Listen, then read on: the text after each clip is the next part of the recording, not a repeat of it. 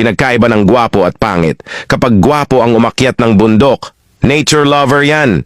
Pero pag pangit, abusayap yan.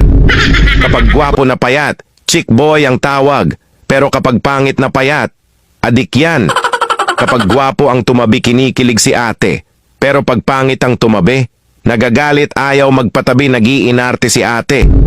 Kapag gwapo ang nanligaw, sasagutin agad. Pero kapag pangit, sorry, study first ako.